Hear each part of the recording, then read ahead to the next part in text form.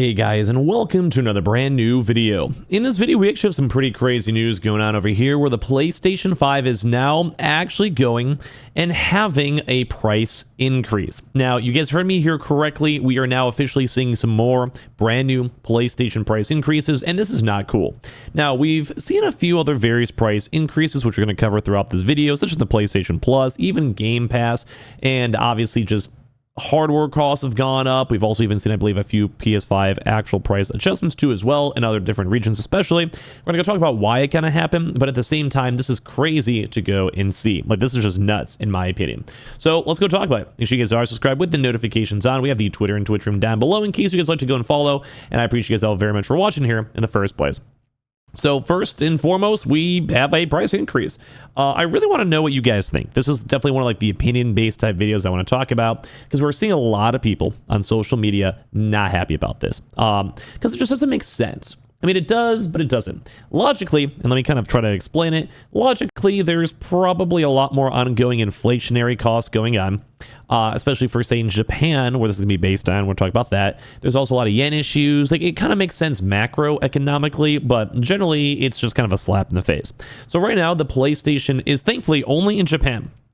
But we're going to talk about this a little bit more. Right now, it's only in Japan, but in other regions, we have seen price adjustments, even things for PS Plus, etc. And as well, these things might go to other regions too. This might be actually a big bolster up throughout the entire world, and sometimes that does come to our current, current country, like it sometimes does happen, or as well also might be affecting the PS5 Pro prices too. So the PlayStation 5 disc, in terms of yen, has actually now gone to 66,980 yen to now 79,980 yen. And the PS5 Digital has now also had kind of an insane increase, in all honesty, 59,980 yen to 72,980 yen.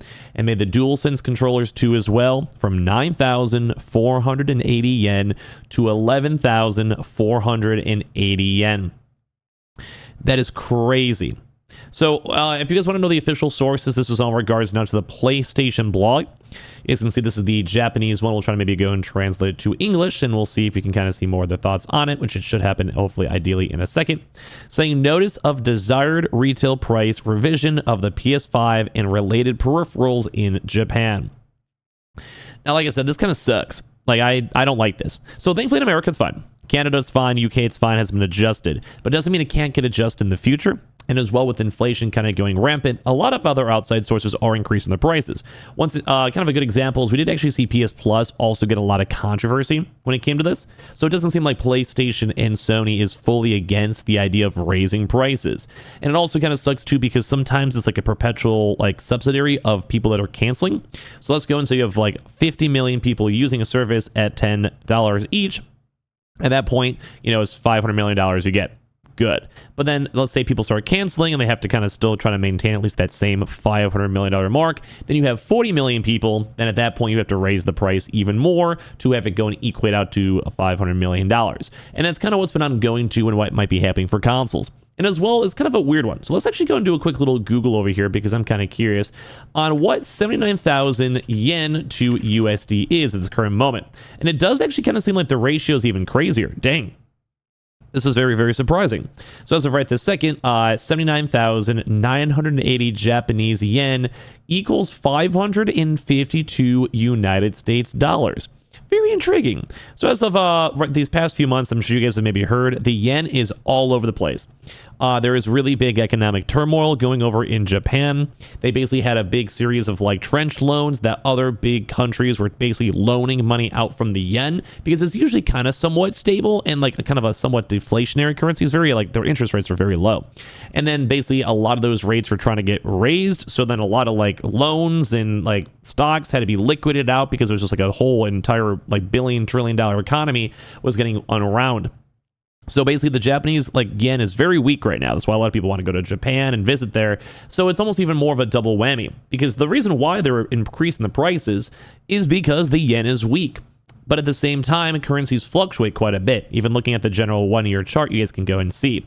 And it sucks because this is a very, very expensive price. Even here in America, you don't pay $553 for a PlayStation console. And as well, some of the bigger issues, and other people have been complaining about it, is this is a 4-year-old console at this point. Traditionally and typically, we'd be assuming that other consoles at this point would be getting cheaper. They'd be going down in price. They'd be encouraging sales and letting people get their consoles. And that's what I would be expecting for the Xbox Series X and S and PlayStation. And we did kind of see that happen a little bit. If you guys remember, there is they started slowly adding deals, such as the console at the same price point, and then they would have God of War included, Spider-Man 2 included, Horizon included, which was nice. That was a nice benefit for people to go pick up their consoles. A little bit cheaper, nice, drive sales. We also even had a little bit of a price decrease too as well, which is just all around nice. We had a chance for more people to enjoy the consoles with the refresher and all of that, doing these bundles. It was a win. Nowadays, it seems like it's gotten worse. Once again, this is not a win. This is actually a really big loss in my opinion, because it also goes and can segue to other various aspects of the PlayStation company. Again, PlayStation Plus. If they're trying to maintain profits and maintain money, what would stop them from once again upgrading the PlayStation Plus accounts? And the last increase was a lot. A lot of people, myself included, was I was not happy with the PlayStation Plus. I've actually, I think, canceled PlayStation Plus since then, and I don't think I've even re-upped it, because I just haven't had a reason to. I'll play as single players, I played Spider-Man a few weeks ago on my Twitch stream, but at the end of the day, it's I don't really need it as of right this second. I'm more of a PC guy currently, and some people may still be locked into it. I just was okay, you rose the price, I'm going to cancel it. Same with Game Pass. I'm going to probably be a little bit more selective with my Game Pass usage. The economy is rough, and that also makes things rough. So we're now kind of going and seeing all these price points are going up. People are calling us out being what is even going on in this console generation? And I agree, because we're seeing price increases, we're seeing subscription numbers going down, and we're once again kind of seeing companies kind of missing the mark. Now, it's understandable though, with the yen being weaker, that they would like to increase the price. But what's going to happen to all these other outside regions? The United States dollar has actually done relatively well in the economy as of this second.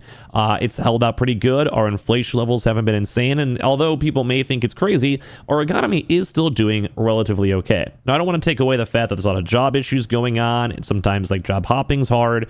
A lot of people are in credit card debt, or just inflation on food is eating up everything. I completely understand that, but we have to put that in comparison to other countries. Say it's Japan. Japan is way farther off worse than America is at the current moment. Venezuela, South American countries, etc. America's doing okay. But that leads into the issue, as I was talking about, some places such as India or other various European countries, Africa's, South America's, may also once again see a big price increase on consoles. And that's not good.